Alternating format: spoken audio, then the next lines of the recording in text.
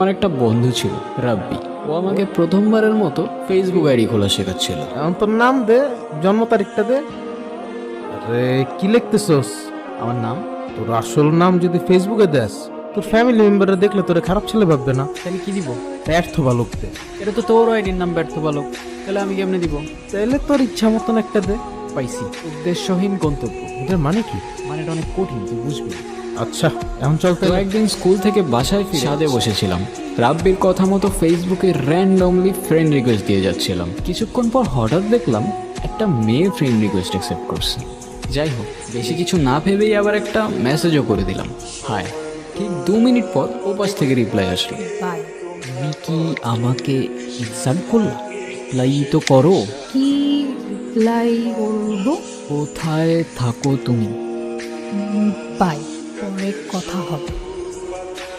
এই দাঁড়া, মুড়ি কিন্তু শেষ হয়ে গেল, পরে কিন্তু আমার কাছে টাকা দে। আরে রাখ তো তোর মুড়ি, খাতি। কাল মে কুছ তো কালা হ্যাঁ। কি হয়েছে? কালকে প্রথমবারের মতো একটা মেয়ে ফ্রেন্ড রিকোয়েস্ট অ্যাকসেপ্ট করছি। আমি শিওর ফেকাই। বেকারি কেন বে? এর আগে একটা মেয়ের সাথে 3 মাস চ্যাট করতে এমবি কিনে কিনে রিচার্জ করে দিতে বললে রিচার্জ করে দিতে, আবার পকেটের টাকা চুরি করে। তারপর? তারপর আর কি, আমাদের ক্লাসের ফাইনের ফেক আইডি ছিল। আমি শিওর তোর এটাও ফেক আইডি। আরে ধুর, কি বলোস? নাম্বার চাই দিস, জীবনও দিব। বাড়িতে ফিরেই একটা টেক্সট করলাম, তোমার নাম্বারটা দেওয়া যাবে? রিপ্লাই আসলো 22 মিনিট পর। সরি, অচেনা কাউকে আমি আমার নাম্বার দিই না। বুঝতে পারছি, এটা তোমার ফেক আইডি। ফেক আইডি মানে? রিপ্লাই দিব না এখন। ওই হ্যালো, রিপ্লাই করো না কেন? দেখো আমার কিন্তু মেজাজ খারাপ করো না, ভালো হবে না বলে দিলাম। এই তোমার নাম্বার দাও, আমি কল দিচ্ছি। এই নাও। হ্যালো, ফেক আইডি এটা না? আমার তো তাই মনে হচ্ছে না। আর এখন কি মনে হচ্ছে? এখন তো মনে হচ্ছে হয়তো রিয়েল আইডি। এখনো হয়তো? দুইটা থাপ্পড় মারলে না একদম সব হয়তো টয়তো বের হয়ে যাবে। ওই হ্যালো, বয়স কত তোমার? কিসে পড়ো তুমি? আমি ক্লাস 8। তুমি যদি ক্লাস 8-এ পড়ো, আমি তোমার সিনিয়র। আর সিনিয়রদের সাথে রেসপেক্ট দিয়ে কথা বলতে হয়, জানো না? সরি, আমি আসলে তো সিনিয়র টিনিয়র মানি না। যে আমাকে রেসপেক্ট করে আমি তাকে রেসপেক্ট। আচ্ছা, তোমার নামটা এত কঠিন কেন? মৃত্তিকা, তোমার নামটা অনেক কঠিন।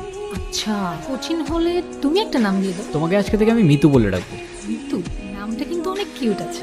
এরপর থেকে অলমোস্ট প্রতিদিন ওর সাথে কথা হতো, কিন্তু একদিন বিকালে হঠাৎ করেই মিতু কল ধরছিল না। ওই দিন যে কি টেনশন হচ্ছিল ভাই, সেদিন রাতে বাড়ির ছাদেই ঘুমিয়ে পড়ি। আর পরদিন বিকালে মিতুরই কল আসলো। হ্যালো মিতু, তুমি ঠিক আছো? তোমার কিছু হয় নাই তো? না, কি হবে আমার? কালকে সারাদিন তোমার ফোন বন্ধ ছিল। কেন প্রত্যেকদিন যে কল দিতেই হবে এমন কোনো মানে আছে নাকি? এভাবে কথা বলতেছো যে? আচ্ছা বাদ দাও, কালকে কল দিতে পারি নাই এর